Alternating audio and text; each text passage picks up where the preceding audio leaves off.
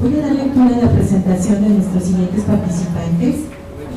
En primera instancia presento al doctor Paul Hertz Martínez, quien es mexicano, médico egresado de la Universidad Autónoma Metropolitana, con diplomado en fitoterapia clínica por la Universidad de Montpellier y doctor en Ciencias Sociales y Salud por la Universidad de Barcelona. Paul Hertz es investigador titular en el área de antropología médica y etnobotánica en el INA, de cuyo Museo de Medicina Tradicional y Herbolaria es curador. Es miembro de SNI y BEDMOS, así como integrante de la Academia Nacional de Ciencias Farmacéuticas y de la Sociedad Mexicana de Fitoterapia Clínica en colaboración con la Sociedad Francesa de Endocrinogenia y Medicina. Coordina actualmente el proyecto Actores Sociales de la Flora Medicinal en México. Ha publicado los libros Introducción a la Medicina Social y Salud Pública en conjunto con el doctor Fernando Mora, El Destino Común, Los Recolectores y su Flora Medicinal, Plantas Medicinales, Relato de una Posibilidad Confiscada, así como diversos capítulos en libros y artículos de investigación. Sus principales áreas de investigación son las entidades nosológicas y la epidemiología sociocultural, por la historia social de la terapéutica, así como por actores sociales de la flora medicinal en México. De igual forma, me permito presentar también a Fernando Sánchez Martínez, quien es licenciado en Biología por la Escuela Nacional de Ciencias Biológicas del Instituto Politécnico Nacional, quien tiene una especialidad en aspectos arqueobotánicos. Labora en el INA desde mayo de 1969 a la fecha y es profesor investigador titular C, y actualmente se encuentra adscrito al Centro INA Morelos. Dentro de sus cargos se ha desempeñado como secretario académico de la Escuela de Ciencias Biológicas de la Universidad Autónoma del Estado de Morelos. Ha sido subdirector de laboratorios, apoyo académico, ha estado en la Dirección de Estudios Arqueológicos de la Coordinación Nacional de Arqueología del INA y es el director de la Escuela Nacional de Conservación, Restauración y Museología, Manuel del Castillo Negrete de Lina. Ha sido también docente, profesor titular en la Facultad de Ciencias Biológicas de la UAM, en la EMA y en el CRIM de Lina. En esta ocasión, este par de especialistas nos presentan la ponencia titulada El contenido inconmensurable de una vasija, evidencias arqueológicas de una artesanía actual. Vamos a dar una más cordial bienvenida y agradecimiento por haber aceptado participar en el seminario. Muchas gracias. Bueno, buenas tardes a todos. Buenas tardes. Y gracias por la invitación a esta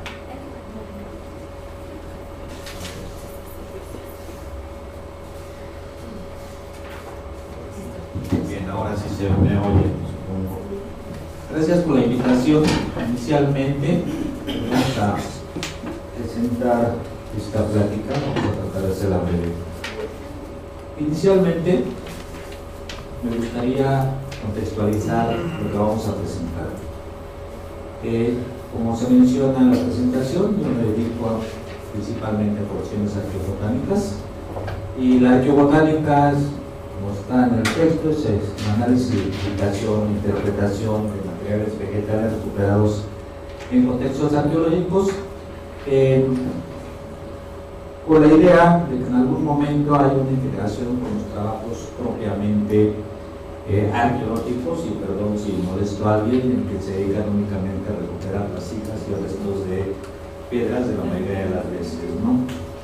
He tenido experiencias en este sentido, por eso hago este comentario.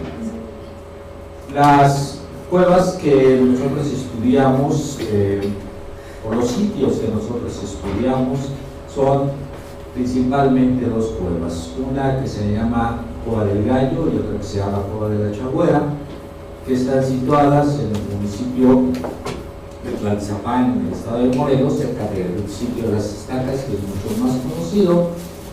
Y este estudio se inicia a partir del reconocimiento que hacen unos espeleólogos para levantar un censo de las cuevas de México, incluyendo Morelos, claro, y llevan un pedazo de textil a la escuela de restauración, y de ahí parte este proyecto arqueobotánico Ticumán, PAC, como le llamaremos en el futuro.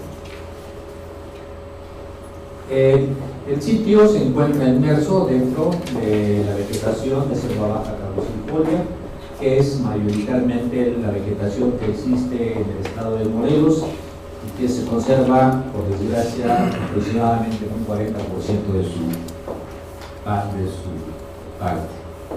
Estas son las entradas a las cuevas, el gallo en el lado superior izquierdo, la chagüera en el lado derecho, y además se excavó un poco en lo que llamamos el abrigo del Tlaloc, en tanto que encontramos ahí una representación, una pintura de Tlaloc. Los sitios están fechados en 180 a.C. a 750 después de Cristo, aunque la ocupación de estos sitios continuó hasta la época de la Revolución, y todavía encontramos monedas en estas las entradas de los años 1950, o sea que han tenido una ocupación bastante prolongada. En estos sitios recuperamos materiales. Se presenta esto al interior de la Cueva de la Chagüera, trabajando en condiciones pues un poco incómodas de la mayoría de las veces, y recuperamos aproximadamente unas 10.000 elementos botánicos, los que nos permitieron en algún momento conocer las actividades de tipo agronómico que realizaban los antiguos habitantes de este sitio. En tanto hay plantas que se cultivaban, plantas objeto de cultivo y plantas objeto de recolección. Entre los hallazgos que tuvimos, esto es un hallazgo de 1992, como nos marca la pizarra arriba, había un infante de 10 o 12 años, envuelto en un petate, con un perro al lado y con una serie de objetos. Y uno de los objetos ofrendarios es el motivo de esta plática. Pero sí conviene mencionar que dentro de los gran cantidad de objetos que se encontraron, había bolsas elaboradas a base de palma, había petates, había restos óseos, en tanto que estas cuevas fueron usadas para ritos funerarios o de ofrendas, del cual, como mencioné en su momento, se recuperaron cordeles, petates, restos de carbono, textiles, una gran cantidad de estos objetos que iré mostrando poco a poco. Es una cuerda con restos de entierro, y entre las frutas y semillas destaca el maíz, que es tal cual se encontró, un poco consolidado, frijol, chile, calabaza, fundamentalmente plantas que en algún momento fueron objeto de cultivo, o bien artefactos, ecofactos en algún momento, como le llaman los arqueólogos, un guaracho, un iscacle, este es votivo, es muy pequeño, no medirá arriba de 10 centímetros, un objeto. En el ángulo superior derecho, una cosa que parece ser una sonata. En el ángulo inferior izquierdo es una bolsa que posiblemente formara parte de una onda, y lo que está en rojo en el ángulo inferior derecho es una especie de soplador orgánico. De todo se hizo la identificación, se vieron las plantas utilizadas para la elaboración de estos artefactos, que corresponden a la vegetación que actualmente se encuentra en las inmediaciones de las cuevas, lo cual nos indica que después de 2000 años prácticamente no ha habido ninguna modificación en el paisaje. Los textiles son bastante abundantes, son muy interesantes porque hay evidencias de trabajo ya. La tecnología en ellos no es tan simple. Tenemos brocados, tenemos bordados, tenemos deshilados, y ahí sí, algunos que están teniendo. No solamente son de algodón o de agave, sino además, para sorpresa nuestra, se encontraron textiles elaborados con fibras de pastos y fibras de corteza que no se habían encontrado en otros sitios en México. La recuperación de los materiales en la cueva no solamente se fue de los macrorestos, de los cuales ya les mostré una parte, sino también de los microrestos, y esto significa que se tiene que hacer una actividad minuciosa para la obtención de restos vegetales en el campo. Uno de los trabajadores está escogiendo después de discernir todo lo que puede quedar, y que en la mayoría de las ocasiones no se recuperan las excavaciones arqueológicas. En el laboratorio, la ayuda del microscopio, por un lado, o en el momento la flotación, como nosotros le llamamos, o el tamizado de sedimentos, nos lleva a establecer una recuperación mucho más precisa. ¿Qué pasó aquí?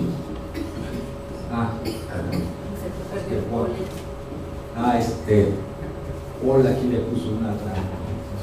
Bien, la extracción de polen, en el caso del microresto, lleva toda una serie de procesos bastante laborioso, y yo supongo, Rosa Reina me va a pegar, ¿verdad?, que eso muchas veces no se hacen todo este tipo de análisis en todos los proyectos arqueológicos, en tanto que además, por desgracia, somos una especie en vías de extinción dentro de Lina. Somos muy pocos los que nos dedicamos a cuestiones de análisis arqueobotánicos, ¿verdad? Y a los laboratorios llega todo el material de toda la República o de todos los proyectos arqueológicos. Bien, hicimos trabajos específicos, están así desplegados en varios sitios, publicaciones, pero sin embargo se tiene que mencionar que algunas veces la comparación entre los materiales, las características de los materiales arqueológicos y las características de los materiales actuales nos llevan en algún momento a dilucidar si ha sido una especie objeto de cultivo. Se muestra en este caso un ejemplo que es calabaza. Bien, mencionaba que hay plantas cultivadas, tenemos totomostres, tenemos mazorcas de maíz tal cual están. Eso no es tan fácil localizarlas en ese sentido, pero la recuperación de estos materiales se dio gracias a que las cuevas de origen kárstico o de origen volcánico, con baja humedad, un pH más o menos decente, de 7 más o menos, poca luz, permitió la conservación de estos materiales a lo largo de más de 2000 años. Tenemos otro tipo de materiales, el aguacate, los bules, las maíz y un girasol, y de aquí nos permitió en algún momento trabajar con algunos investigadores norteamericanos para mencionar que el girasol es una de las primeras plantas cultivadas también en Mesoamérica y en los Estados Unidos, en la parte que ahora son los Estados Unidos, en lo que se llama Oasis América, y que está en conjunción con el maíz y con la calabaza, con las primeras plantas alimenticias. Tenemos también plantas que fueron objetos de recolección, como los mezquites, el berenjén, las ciruelas y las parotas y los zapotes blancos, de los cuales en algún momento se pueden obtener ya sea el fruto para comerlos, como en el caso de la ciruela, o los mezquites, una sustancia dulce, o se puede obtener harina, igual que se obtiene de la parota, ¿no? En el caso del cepis, el que está en el ángulo superior izquierdo, bueno, hay otras dudas en cuanto a que si es una planta introducida por animales o es introducida por el hombre. Todavía no lo logramos dilucidar, en tanto que es una semilla muy pequeña y no hemos encontrado evidencias de su consumo en la actualidad. Se obtienen también granos de polen. Con estos granos de polen, en algún momento, haciendo una extracción en los diferentes sedimentos que se encuentran, podríamos tener cambios en determinar cambios en el ambiente, o en algún momento con algún análisis de excrementos podemos indagar qué es lo que consumieron los individuos que están depositados en ese sitio, en sus fardos mortuorios o en los entierros. Conviene aquí mencionar, sin afán de presunción, que en el caso de Tucumán, Morelos, que es un proyecto que se inició en los 90 y que tuvo una duración de 10 años, porque solamente se excavaba durante un mes. Bueno, Tucumán, Morelos es el primer proyecto arqueobotánico que se desarrolla por mexicanos, ya que Ocampo y Teodoacco lo desarrolló con Richard McNish. En Oaxaca, Flannery se encarga de esto. Creo que es un orgullo que, además, bueno, tener una suerte para participar en estos proyectos. El objeto, que es objeto, valga la redundancia, de esta plática es un fruto, y es evidente que los frutos se utilizaban como contenedores, lo cual nos demuestra estas pequeñas muestras obtenidas con materiales, por desgracia, de saqueos de Guerrero, frutos de un tecomate, en este caso Presentia, se utilizaban, pero además eran bastante cuidados. Hay evidencias de restauración en esos de la época prehispánica, ¿no? Sí. Pero por desgracia esos son varios costales de saqueo, aproximadamente 20 costales de saqueo de todas las cuevas ahora de la tierra caliente, ¿no? Que no sea un buscador de piedras para tallar. Se encontró esto y lo regaló al centro Ina Guerrero. ¿Y las Bien. fibras de Gosiki? Las fibras están, son de algodón. Es algodón las fibras, perdón por no mencionarlo. Bueno, se muestra ahí la porción característica del algodón que se ve al microscopio, el lumen y todas las características de las paredes, ¿no? Por lo que los biólogos ahí nos dedicamos a observar, ¿no? Una de las objetos más vistosos que se encontraron en este sitio es este tecomate, fruto de Sirian, también como se le llama, que es una Crescentia alata, que está decorado, está maquillado, laqueado, barnizado, como quieran llamarle, con la técnica que actualmente se sigue utilizando en la región de Orinalá Guerrero. Esta es la fruta del Sirian, Crescentia alata, ¿sí? Un fruto muy abundante en la selva baja caducifolia, en las partes bajas, que crece pegada a los frutos y que es muy abundante en los trópicos. Está, por ejemplo, en Ecuador, en Colombia, en Puerto Rico y casi todo Centroamérica, y en México se utiliza mucho para la elaboración de contenedores, y se utiliza en México ya sea laqueada o pintada o escarbada, esgrafiada, o simplemente un fruto seco para la toma de agua, toma de atole, toma de otros líquidos en todas estas regiones. Bueno, volviendo a la jícara, esta tiene, está laqueada, está trabajada con la tecnología del rayado, que es un excavado que se hace, les decía, actualmente en la zona de Orinalá Guerrero.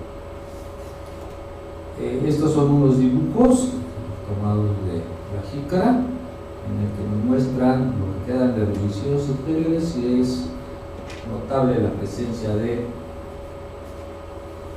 elementos animales en esta zona, en la parte exterior, en la parte interior, lo que parece ser una mariposa. Nos falta todavía el hacer el análisis a partir de los arqueólogos, que tienen mucha imaginación. Híjole, ya. Me llevo con la maestra, por eso la llevo.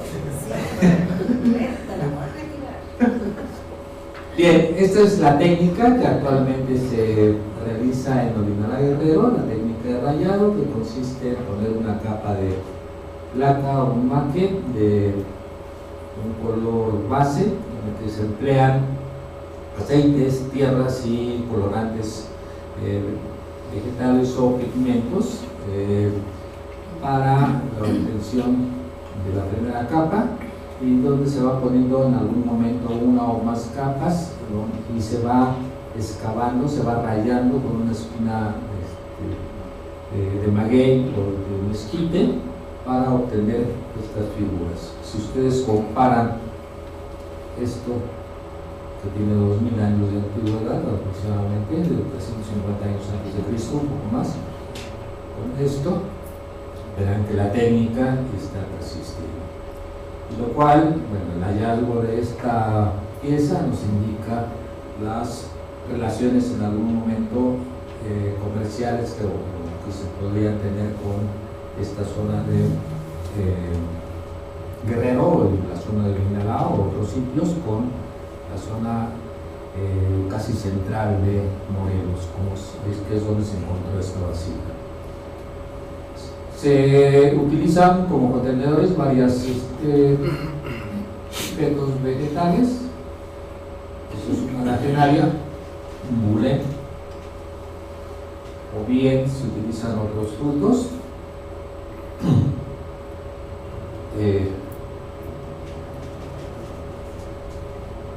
Se utilizan, les decía hace un momento, aceites obtenidos a partir de semillas, en este caso es linaza, y una serie de pigmentos como este negro de humo obtenido de un comal para obtener los colores negros, y el uso de piedras, de los cuales se obtienen fundamentalmente óxidos de sílice o carbonatos de magnesio o carbonatos de calcio, que sirven de vehículo para los colorantes o para los pigmentos. Se están obteniendo a partir de un proyecto de una organización civil encabezada por Marta Turok, la obtención de plantas para la obtención de colorantes, con lo cual tiene la intención en algún momento reunir los conocimientos de las tres zonas de Guerrero donde se produce este laqueado, que son Olinalá, Temalacacingo, Yacatetlahuaya y además Ocotepec. Estos dos últimos en la entrada de la zona caliente de Guerrero, la zona de Tierra Caliente, y de Chiapas de Corzo, y de Pátzcuaro y Uruapan en Michoacán. Plantas silvestres, de las cuales nosotros hicimos un listado, y a partir de aquí el doctor Hedge, que estamos educando en la parte de biología, va a explicar. Muchas gracias. Un poco rápido por la cuestión de tiempo.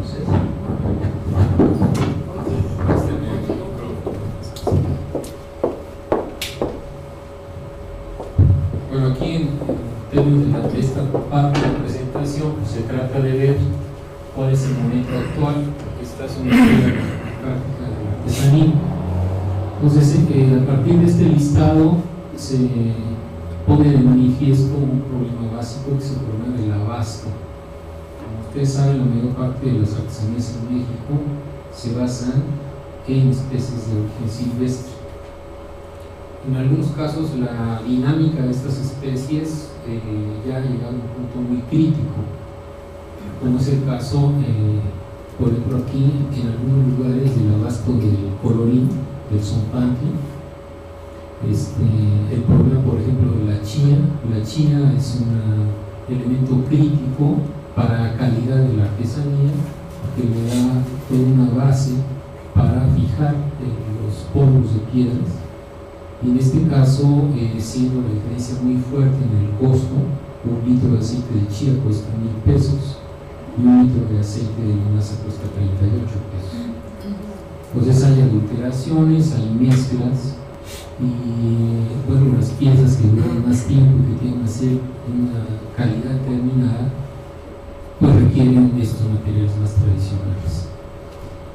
Algunos de estos tequilmates, por ejemplo, está planteada como hay algunos modelos de estas piezas, en particular con el tipo de artesanía que se hace en el municipio.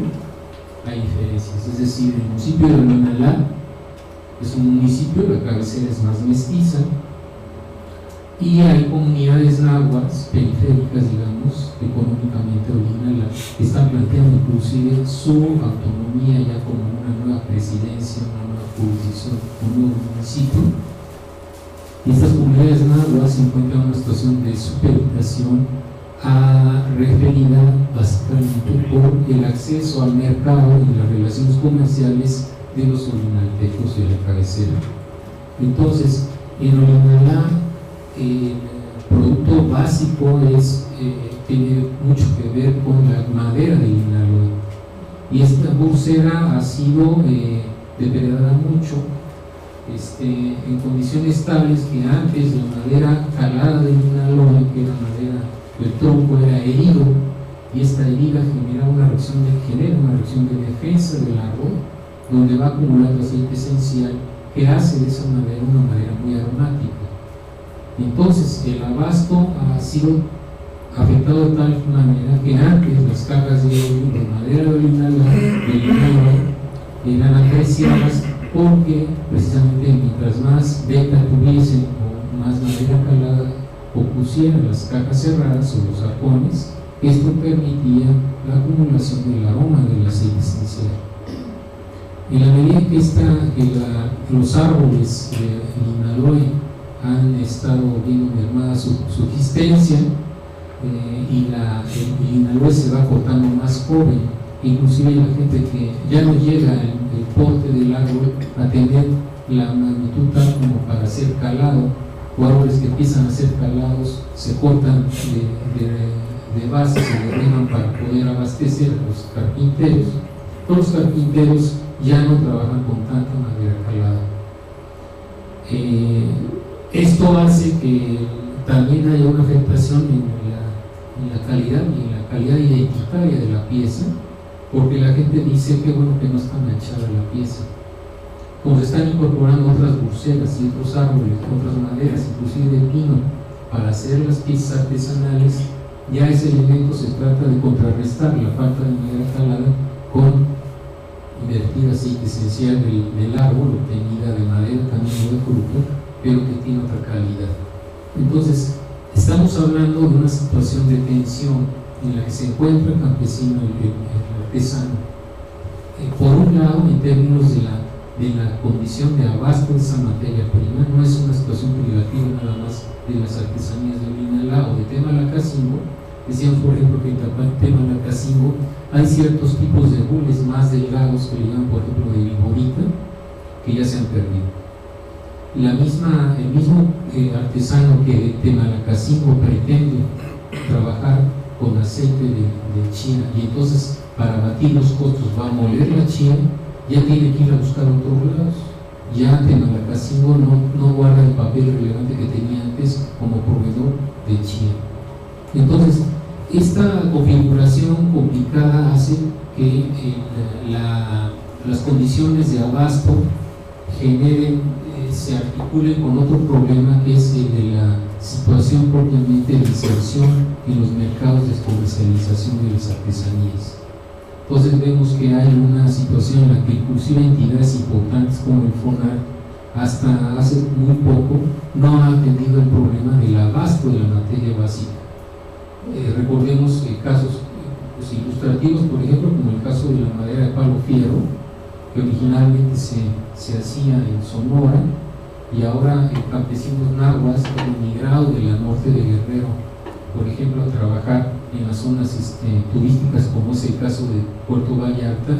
Ellos han tomado esta artesanía, la han hecho, se han apropiado de ella, tienen talleres en Puerto Vallarta donde hacen sus piezas que son copias de madera de palo fierro, que ya no son muchas de ellas de palo fierro, que además es otra especie que está en amenaza, y han entrado en el mercado turístico en esta zona de la costa de Jalisco.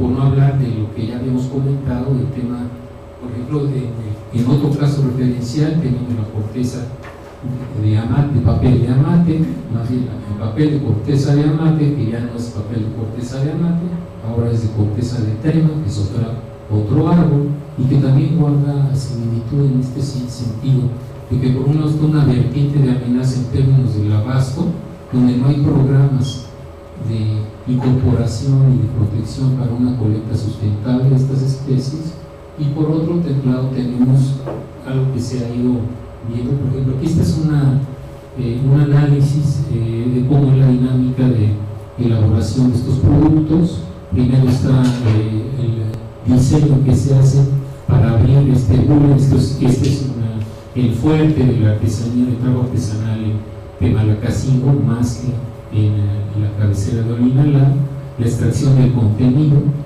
el uso de materia, que ya aquí hay una combinación del aceite precisamente con la tierra que se usa como base, la colocación de la base en la pieza. Aquí, por ejemplo, también está el uso de la cola de venado para aplicar esta base, que es la base que va a dar después posibilidad para la impregnación de las tierras de color. El uso, por ejemplo, en muchos casos de piedra dura para hacer el bruñido. En este caso usan una ampolleta de vidrio también, y luego la aplicación de los colores para ir generando la base, que luego en un momento dado, si va a ser una segunda capa, va a permitir el rayado al que se refería Fernando, hasta ahí llegando luego al tema. Ya esta no es la técnica del rayado que implica el trabajo con capas, sino lo que le llaman el dorado, que es pues básicamente la pintura. Estas son más bien más que unidades, más que individuos, son familias las unidades productivas, donde hay un trabajo de especialización entre los diferentes integrantes de la familia, y luego está todo el proceso de integración de nuevos diseños de las artesanías. Este, en cambio, es una artesanía más propia del estado de Michoacán, donde vemos que no hay la técnica del rayado. Este es de corzo, de chapa de corzo, donde también se ha hecho un trabajo fuerte, porque aquí lo que se usa es la grasa de un gusano, del aje, y bueno, este es otro tipo es otra modalidad de trabajo artesanal sobre también piezas como los bules que ya se han mencionado. Entonces, en términos de inversión económica, analizando el proceso de producción, hemos visto cómo hay una inversión en tiempo, en una inversión en recursos para sacar, por ejemplo, piezas de esta naturaleza, que son bules de más o menos 12 centímetros de diámetro, implica un costo global para 50 piezas en ese momento de 302 pesos, lo cual daría como resultado un costo de operación de 6 pesos por pieza. El análisis que se ha hecho conjuntamente con varios de los artesanos arroja una situación muy crítica, donde inclusive en momentos quedan tablas. ¿Qué es lo que explica que esta situación persista? Pues tal vez es otra racionalidad. La racionalidad del trabajo artesanal no se basa solamente en una producción intensiva que espera lograr revertir la situación de pobreza, sino en mantener una base económica que permita continuar con una actividad tradicional heredada por generaciones. Aquí, por ejemplo, en términos de las actividades, si aquí hablábamos de los materiales que se usan, como los bules en bruto, el tezicate, que es la piedra esta que es molida, el aceite de linaza, si ellos usan un aceite de chía, esto se dispara. La tierra blanca que ustedes veían, o el aceite de linaza cocido, que también se le llama sisa, la pintura que se incorpora, y aquí hay también, por razones de precio, la incorporación de piezas que se hacen a diversa calidad, y hay unas que se venden mucho más, por ejemplo en las ferias de Cuaresma itinerantes, que están hechas con pintura cómics. Entonces hay una modificación de la pieza a partir también de la presión económica que implica esta tensión. En el caso de las actividades, igual pensando en las horas empleadas, pues está esta primera fase de lija, de corta, de limpieza de la pieza de base, luego la aplicación del maque, o en otro lugar llamado laca, de las piezas, de las tapas mismas, el bruñido que implica darle una capa, a esa capa por presión, darle una superficie mucho más cerrada, y luego las otras preparaciones de material para llegar hasta el pintado, que ellos llaman, aquí podría ser el rayado, el punteado, el borde y las gretas. Entonces, igual 5 horas, 14 minutos por pieza. Si ustedes piensan que son 6 pesos de gasto solamente, entonces tenemos un cuadro muy precario de condiciones que implican preguntarnos a dónde va esta artesanía. Si vemos una pieza que duró 2.350 años gracias a las condiciones ambientales dentro de una cueva, ¿cuál es el contexto de esta actividad hoy y qué podemos avisorar en un futuro? Cuando en las mismas testimonios que hemos recabado hay un problema, por ejemplo, muy fuerte de abandono del trabajo artesanal por parte de los jóvenes. Y también, por supuesto, está el proceso de migración, o sea, la expulsión de mano de obra. Nos está hablando entonces de una población sometida a presiones, a tensiones, tanto en términos de exclusión como de desigualdad, que involucran, nos parece que es el caso importante. Hemos querido tomar este objeto, esta vasija, como un eje de análisis donde confluyen tensiones de índole ambiental y tensiones socioculturales. Entonces, esa es en síntesis la presentación que queríamos hacer. No sé si quieres completar alguna pregunta. ¿Pregunta o reclamación? A ver, Miguel.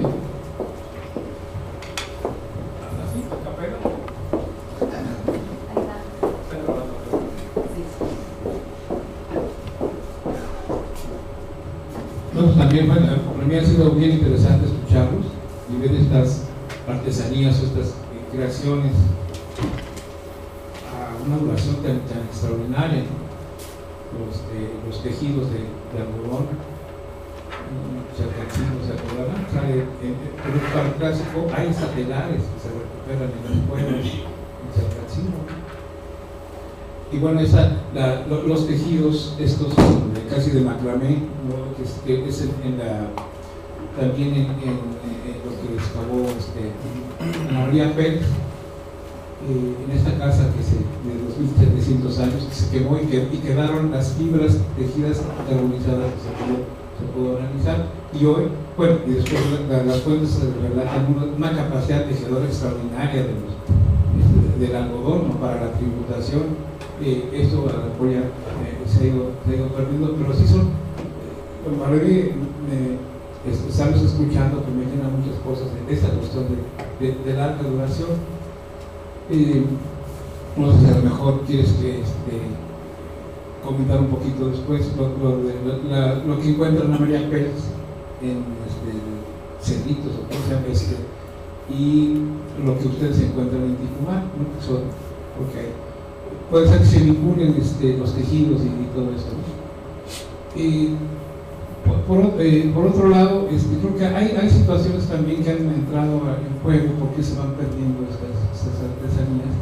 Yo desde Morelos, vamos a decir que, por ejemplo, antes Orinal era proveedora de muchas cosas para el ritual. Era proveedora de las jícaras, que antes el chocolate se vendía en jícara. Hicieron 15 años, o lo que fuera, tenía que ser en jícara, ¿no? El chocolate, también cuestión de la duración. Orinal produce estos baúles. Estos baúles eran la tradición que los padrinos tenían que regalar a los novios un baúl. Ahora ya se transformó en un ropero. Dejaron esto del ropero. Lo que estoy oyendo es que a lo mejor puntito de considerar también que hay cambios que afectan la demanda, ¿verdad? y que provocan también que se disminuya. Bueno, eso nada más, y agradecerles por estar. Para mí fue muy interesante estar escuchando. Bueno, Tuve la oportunidad de ver los materiales de la María Pérez, que son de Cerritos, es un sitio clásico, me parece, uno de los 2 o 3 que hay en Cuernavaca y en las cercanías de Cuernavaca. Sí eran fibras de algodón, no se pudo establecer ninguna cuestión de tecnología, en tanto que no hubo ninguna intervención de conservación en ellos, ¿verdad? Pero sí tuve la oportunidad de ver algunos materiales, incluso participé un poco en esos trabajos. Sí, debe haber relación, son más o menos de la misma temporalidad, ¿no? Claro, pero no sé dónde están esos materiales. Creo que eso contesta. Se puede comentar también sobre las sandalias. Las sandalias bueno, los escapes hoy, las sandalias que encuentran en las cuevas y las sandalias que se usan hoy, escapes sobre todo los mortuarios. Sí, las sandalias, bueno, se siguen utilizando en Puebla. De Puebla se llevan a Guayapan, Morelos, que es el principal, uno de los centros de acopio de donde se venden a los turistas, ¿no? Los ixcapes de agave. Tal vez un poco retomar un elemento, pues evidentemente el uso ritual de muchos de estos objetos ha sido sustituido por otro tipo de aproximación. A veces han hecho descripciones interesantes de cómo ahora está desde hace tiempo la práctica de adquirir objetos exóticos o piezas por su belleza, no tanto por su funcionalidad. O sea, evidentemente también ha cambiado la dinámica de las necesidades de la demanda que determina esto que está comentando Miguel. Aquí lo que cabe tal vez es el otro punto que se comentó poco, pero que tiene que ver con este hallazgo, es algo que tiene cierto paralelismo con discusiones inclusive en la antropología médica, porque la idea de George Foster en su vieja discusión con López Austin de dónde estaba el origen de la cuestión de la dualidad frío-calor, y que Foster levantaba esta bandera del difusionismo, y López Austin dice entonces que desde aquí no se sentía el frío y el calor, no había derecho a pensar una taxonomía de las enfermedades o de los alimentos en función de estas cuestiones y tenían que haberla traído los europeos. Acá igual hay un cierto paralelismo, cierta proporción en términos de esta interpretación dominante de que el esgrafiado y la roca procedían del Arnao de Oriente. Entonces esto rompe evidentemente esta situación. Bueno, para Fernando, como llegué unos minutitos tarde, no me enteré quién fue el arqueólogo que estuvo contigo en la Chahuel. Es Luis Moret, es una... No, sí. El de Chapingo. Chapingo, sí. Sí, se me olvidó comentar que trabajamos con el Museo de Agricultura Tradicional de Chapingo y Moret estaba a cargo de esto, ¿no? Trabajó Ana Pels en las primeras años de campo, ¿sí? Y otra persona, no me acuerdo el nombre, que estaba en el centro INA, y bueno, yo estaba a cargo del proyecto, será Perú, porque es el único pecado que han tenido los arqueólogos, ser un biólogo, ¿no? El director de un proyecto arqueológico, ¿no? Bueno, perdón, otra cuestión, ¿cómo fecharon la? Por AMS es una fechamiento de carbono, ¿no? Entonces sí hubo material suficiente, bueno, además se necesita muy poquito material, ¿no? Unos cuantos miligramos para que no se perdiese la pieza, ¿no? Y ahora sí, perdonando mi ignorancia, en Morelos persiste esta técnica del laqueado, el rayado, etc. En Morelos no se hace el laqueado, no hay evidencias de esta cuestión, más bien está centrado en Molinalá y sus de Maracacingo y sus cercanías, Cualac y otros lados, ¿no? No hay evidencias, bueno, yo no las sé, de que se haga laca, ¿no? Bueno, y Paul, decías que Temalacatzingo era proveedor de China. Pues lástima que no esté a mi querido amigo Antunes. Hace poco estuvimos en Tlalchapa y quiere decir precisamente por ese, bueno, se relaciona con la chía, o sea, con los campos de cultivo de la chía. O sea que Tlalchapa está más o menos cerca de Capetlagua, que es el otro lugar donde... Pero por supuesto ya no se cultiva chía en la actualidad.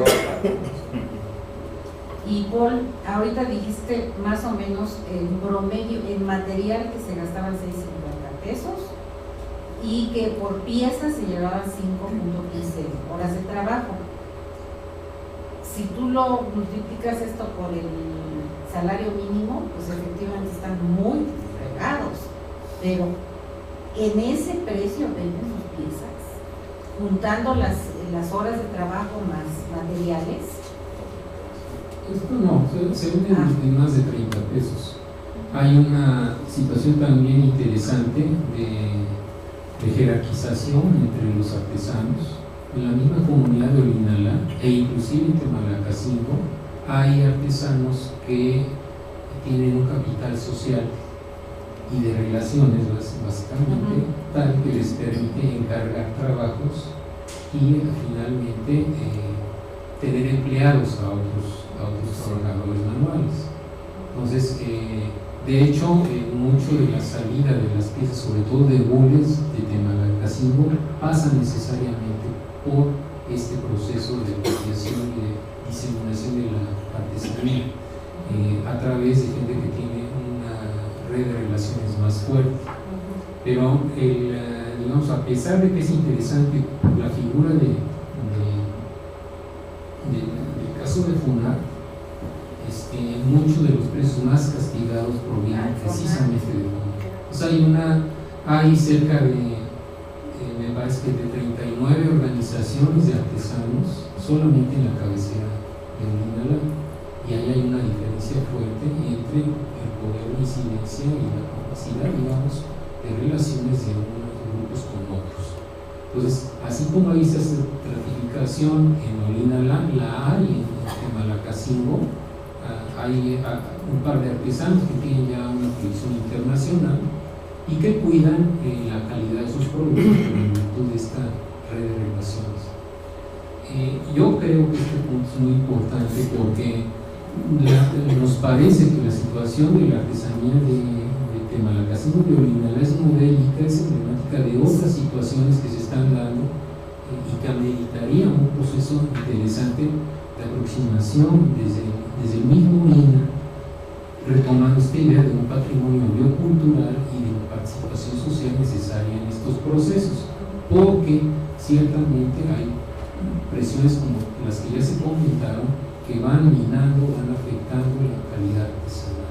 Luego también sucede que las entidades que hacen concursos de piezas van modelando la oferta, y si durante, por ejemplo, muchos años no se consideró como importante que las piezas tuviesen, por ejemplo, las de Linaloe, madera calada, pues esto fue generando que se fuese abandonada esa situación, y el nuevo comprador dice: qué bonito que la pieza no esté sucia, que no esté manchada la madera, ¿no? Entonces aquí hay una situación como integradora. El objeto artesanal, un poco retomando este planteamiento de la biografía cultural de los objetos, de lo que habla Papaduray y Topitov, que nos dice un objeto se va cargando de sociedad, se va cargando de cultura, de dónde viene, cómo se conforma, a dónde va, cómo podemos imaginar la situación de estos productos o de este arte popular dentro de 10 años, si sigue avanzando, por ejemplo, el deterioro. Se habla de dos tipos diferentes de zompantes, uno de madera más dura y otro de madera más blanda. Hay toda una clasificación de los frutos de los tejorucos. Estos tejorucos son los que se usan para hacer por ejemplo, las tortuguitas, que están en venta en Europa, y que además hay ya suplantaciones chinas de estos productos. Entonces, esos productos ahora en esta creatividad usan, por ejemplo, láminas de plástico en Temalacasimo para hacerle las alas de las mariposas, o mezclan el tolte con resistol blanco para hacer las patas de las tarántulas, ¿no? Entonces hay una creatividad que tampoco ha habido una suficiente claridad para ver dónde se enfoca este potencial de creatividad para ir a otros objetos, a pesar de que esta es una dinámica que consideramos que es como una estrategia de sobrevivencia, porque sí hay la inclusión periódica de nuevos modelos, y en ese sentido la práctica de los premios es muy buena, porque es un incentivo en ese sentido, ¿no? Aunque hay otras dinámicas en esos premios que hay que cuestionar. Bueno, yo nada más le sugiero que Marta Tulloch es una gente muy reconocida con las artesanías, pero Yolanda Ramos echó a andar un programa en el cual no dejaba que sobrevivieran los artesanos, sino que realmente vivieran y vivieran mejor. Estaría bueno, aunque ya saben que es muy especial, pero que se comuniquen con ella, porque realmente lo que hizo por el fomento de las artesanías tlaxcaltecas fue verdaderamente loable. Haz un comentario. Es sorprendente, hace rato decía porque quedaban a mano, quedaban tablas con los precios. Los señores, bueno, gentes de la tercera edad o gente de la tercera edad que trabaja las tortuguitas, vende las 20 piezas, el corte las vende en 20 pesos, a peso cada una de las piezas. En las ferias nos las encontramos a 10, 15 pesos, en el mejor de los casos, vendidas por artesanos.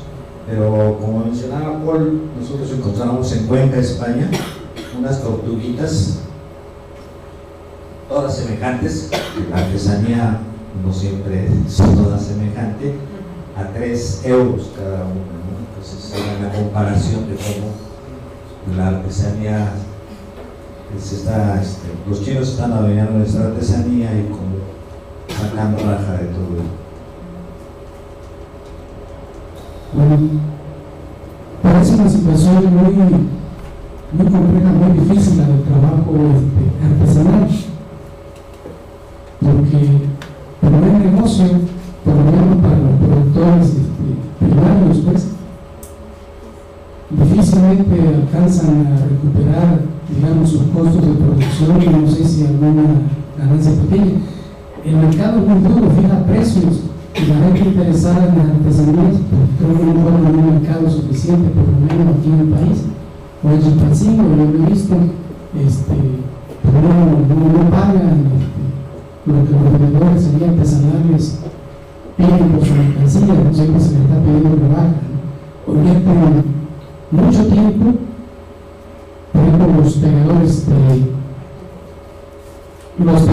de Palma, del soldado rústico de la Santa, invierten mucho tiempo y es muy poquito lo que lo venden, ¿no? Yo preguntaría, bueno, ¿por qué lo siguen haciendo, lo siguen produciendo? ¿Qué futuro, qué perspectiva tiene esto? Esto no compite con la producción industrial y con el mercado que digo es duro, ¿no? Para imponer los precios, por lo menos para los productores primarios, no sé, para los intermediarios, los comerciantes y demás, ¿no?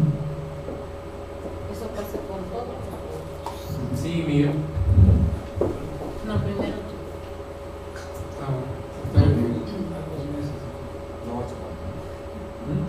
¿Quieres contar? No.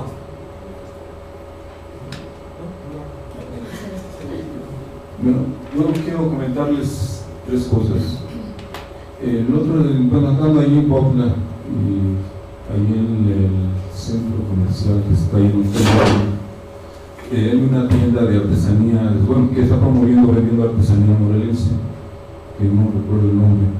Y yo siempre me ha gustado mucho la artesanía de Tonalá, y he andado por allá, y viendo ahí en la tienda esta, veo ahí varias cosas muy parecidas a lo de Temalacalcingo, sobre todo Temalacalcingo, pues, cuestiones de avioncitos, de ruedas de la fortuna, cositas de esas. Y preguntaba yo ahí a la gente de ahí y a la tienda que pues qué bueno que estaban vendiendo artesanía de Guerrero. Y dice, no señor, esa es artesanía aquí de Morelos. ¿Cómo? Sí, dice, aquí en Cuautla hay varias gentes que han venido de allá de Inalá o no sé, de Guerrero, de Malacalcingo, que están ya aquí radicando y ellos están haciendo este tipo de artesanía. No es los tipos de artesanías, el rayado y el dorado y todo eso, no se ve tan bien acabadas como las otras, ¿no? Pero sí hay algún grupillo ahí en Cuautla que está dedicándose a hacer algo de ese tipo de artesanía que debe de haber venido de allá de Teotihuacán.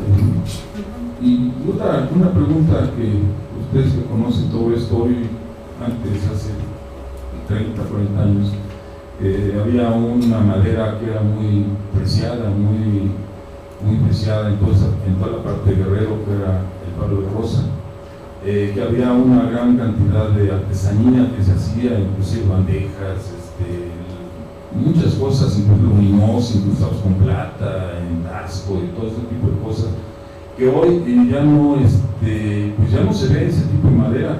Y yo les quería preguntar si esa madera ya realmente está en extinción, ya no hay explotación, nadie la trabaja.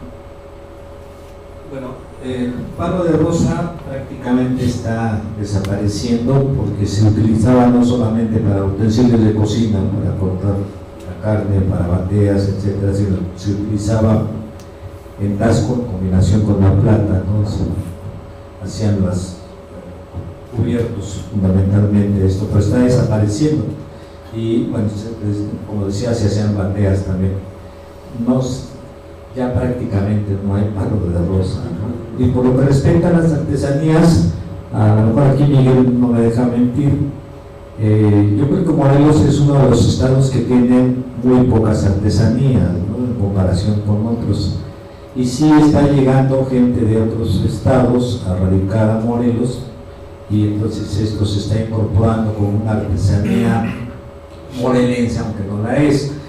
Esto es el caso de las miniaturas de palma que se hacen en Puebla, que también ahora se menciona que son de Morelos, pero yo me pregunto, y sí, la persona que hace estas artesanías se han venido a radicar a Morelos y se están incorporando poco a poco. Esto tiene 5 años más o menos, sí.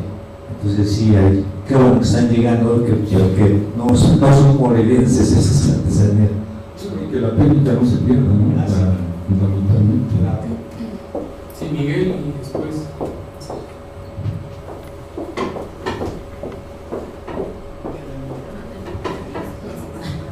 Sí, hay mucha más artesanía de lo que uno piensa, ¿no?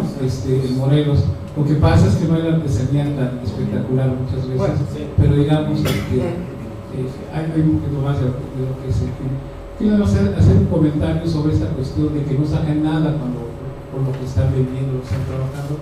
Hay otra lógica, ¿no? Hay otra lógica en el sentido que para nosotros, si sumamos costos y eso, pero pues es absurdo y lógico que lo estén haciendo.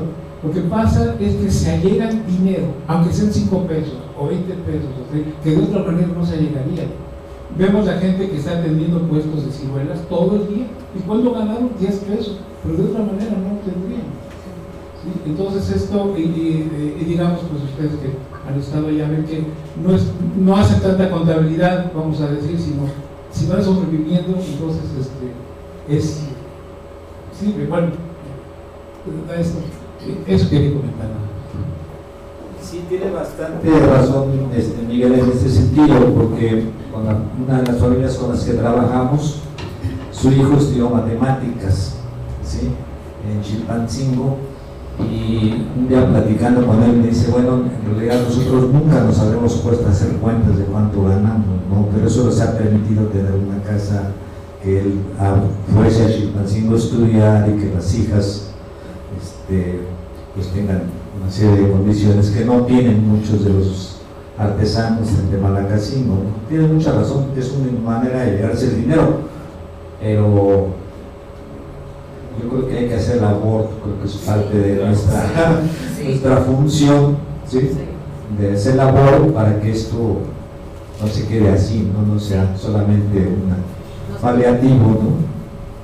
Un objeto de Bueno, varias cositas. Primero, igual que como menciona, también me llama la atención esta vasija encontrada en contexto arqueológico, porque recuerdo que Tibor menciona por ahí que la única referencia que tenía sobre el origen de esta artesanía, pues habían encontrado una relación, una crónica donde hablan de su pasado prehispánico, como tú dices, Paul, que desmiente que vivía de la nao, ¿no? Pues entonces se confirmaría que si es una artesanía que viene desde la época prehispánica, se me parece importante también este hallazgo. Y lo otro, en cuanto a lo que comentabas de esta defensa de esta artesanía como patrimonio, recuerdo que tú lo debes saber mejor, hará unos 4 o 5 años se creó todo un comité para revitalizar la artesanía, incluso se logró la denominación de origen, creo, en la Sinaloa, aunque esto ceda un poco la producción, ¿no? Pero bueno, parece que hay intentos por ahí que obviamente no cubren a todos los aspectos de los productores, ¿no? Incluso parece que estuvieron participando algunas compañeras, Jessica de Wood y Rosa María Garza, parece que estuvieron cerca de ese proceso. Y lo otro, una pregunta es, bueno, si quisieras abundar en eso sería interesante. Y la otra, la pregunta es, tengo la impresión de que todo esta declive, un cierto declive de la producción artesanal, en orientada ciertamente, como tú señalas, los jóvenes ya no quieren hacer esa artesanía, por eso está esta inmigración. Tengo la impresión, igual que hay varios autores que lo señalan, que este declive empieza precisamente cuando la entrada del TLC, ¿sí? que empieza a provocar el grave deterioro en el campo, ¿sí? Empieza a provocar estos grandes flujos migratorios de las montañas en Nueva York, los Estados Unidos, y también el incremento en el cultivo de estupefacientes. No sé si tengas alguna idea sobre esto.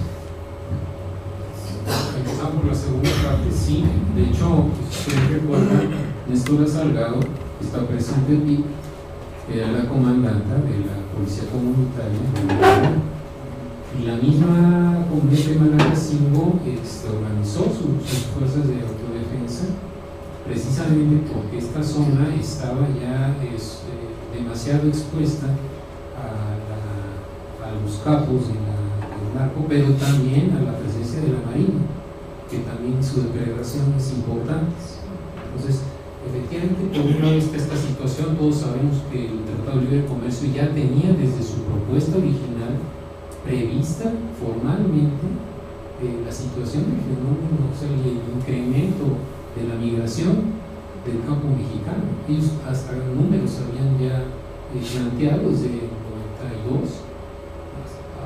92 al 94, que se empezó que se gestó este tratado, ya había un planteamiento de que se preveía como un efecto directo del Tratado de Libre Comercio por las condiciones de agropecuarias diferenciales, donde la agricultura de subsistencia iba a estar sometida a una situación todavía más difícil, la migración de importantes cantidades de campesinos a Estados Unidos. Esto forma parte, por supuesto, de la situación que refiere Samuel. O sea, hay una situación de contexto. Nosotros tenemos algunas entrevistas donde, por cierto, un viejo trabajador de Lina que estaba empleado en las bodegas del Museo de Antropología regresó a su comunidad como artesano, ya lo era, y él se queja amargamente de que ni sus hijos, ni sus nietos, ni sus nueras, ni nadie ya trabaja esta situación.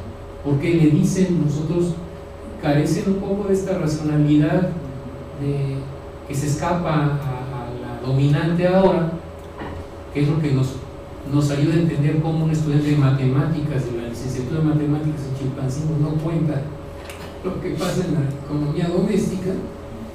Entonces acá él decía, nos estamos quedando solos, o sea, antes teníamos más presencia. Y luego está otra dinámica, por ejemplo, de esta excelente idea del FONAR, que luego vamos viendo, porque nos ha tocado conocer a algunas de las personas que están a cargo, inclusive en la dirección general, que el criterio de elección de quien dirige FUNAR y de la política de FUNAR por semestre, por sexenios, es isomórfica a la política del sexenio. Entonces, si nosotros tenemos una concepción de la pieza artesanal como exotista, como pues algo del primitivo, que qué bonita se ve, y no vemos este contexto que ustedes han señalado tanto, pues eso va a ser algo que pues de todas maneras los regateadores más duros son justamente los agentes de FUNAR, y hemos conocido gente muy comprometida al interior, sobre todo en la gente que está operando los programas, muy comprometida con este proceso, pero ellos temen, pactan como colectivos de artesanos, pactan precios, pactan calidades. FUNAR tiene una tipificación de las bules, por ejemplo, y pactan cuánto se va a dar. Ellos dicen, o lo vendemos aquí o lo vendemos en una situación más difícil, o están todos los vendedores itinerantes, ¿no? Pero efectivamente yo creo que por un lado esta observación de qué está sucediendo en términos generales en el país se refleja en estas políticas de qué tanto, o sea, como quien encabeza de repente FUNAR, pues es una persona que no tiene absolutamente nada que ver con esas poblaciones. Así es.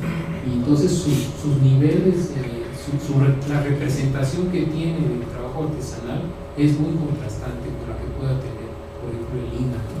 En términos institucionales. Pero nos lleva a la pregunta, bueno, ¿y el INA qué hace respecto a estos fenómenos? O sea, igual nos preguntamos si acaso esta materia de lo artesanal y en particular la figura del artesano o del artista popular no me ameritaría un programa específico del instituto para este fenómeno de manera integral, donde tenemos yo creo que la artesanía nos habla justamente de rescate a esta figura del patrimonio biocultural, porque las tensiones están tanto por lo social como por lo ambiental en este momento, ¿no? Entonces, nadie de que conocemos nosotros, la gente que conocemos del sector agroforestal, por ejemplo, se pregunta por este tema. ¿Por qué no generar medidas donde, por ejemplo, se genere, por ejemplo, la madera calada del aloe en Chiapas? O sea, se cultiven árboles y se calen de manera programada para asegurar un abasto que va a mejorar no solo la calidad de la pieza, sino su relevancia, digamos, identitaria, ¿no? Entonces, por un lado está eso. Efectivamente, lo que hicieron las compañeras Katy y Rosa María Garza fue un fenómeno interesante porque fue a demanda de un proceso que se dio en Olinala para tratar de resolver un problema por la vía de los registros, del control de la marca y sobre todo esta cuestión de la propiedad intelectual y la figura de la exclusión de origen. Ese proceso que no hemos platicado con ellas todavía no termina y tiene que ver otra vez con un asunto de capital social. Cuando hay un pintor de la zona que es, digamos, integrante de una familia muy conspicua allá, y que empieza, él sí tiene canales de comercialización, y entonces levanta la bandera de la calidad, etcétera, logra por una serie de relaciones políticas avanzar en una propuesta, pero también está la lectura de los pares de la artesanía, que es contrastante con algunas de estas cosas. Sin embargo, pues hay toda discusión sobre este tipo de productos, de si lo que lo va a resolver es el registro de origen, porque tiene implicaciones como digamos, hay una contradicción en el sentido de que estas definiciones tampoco son sometidas a procesos de consulta. Entonces, este es otra vez el mismo proceso de qué tanto es representativo de lo que la comunidad detecta. Por ejemplo, en el caso del canal artesanal están tanto la gente que recolecta a los niños que por digamos 20 pantles, o sea, una arpillera completa de pequeños bules cobran una bicoca, de repente van a tener dinero en efectivo, hasta el ejercicio de los mismos dueños de las carpinterías, de los carpinteros, que tienen sus proveedores subrepticios que en la noche van y calan los árboles de otros municipios para llevar la madera calada o la no calada. Entonces, yo creo que a mí me parece que en este momento sería interesante, digo, no para que lo hagamos nosotros como este grupo, sino como un motivo importante de cómo el objeto artesanal nuclea y es un vehículo de un tema que para nosotros nos parece fundamental en esta defensa del patrimonio de la cultura, porque de la condición de la vida cotidiana del artesano depende todo este proceso, ¿no? Entonces, es tan vasta la diversidad de artesanías en el país que este tema nos parece tendría que tener una relevancia mayor al interior de las propuestas de la Coordinación Nacional de Antropología.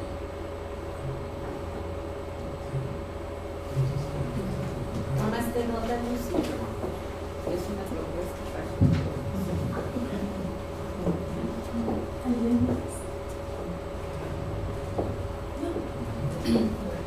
Bueno, pues entonces agradecemos a nuestros ponentes y les recordamos que la próxima sesión es el 5 de marzo. Muy bien.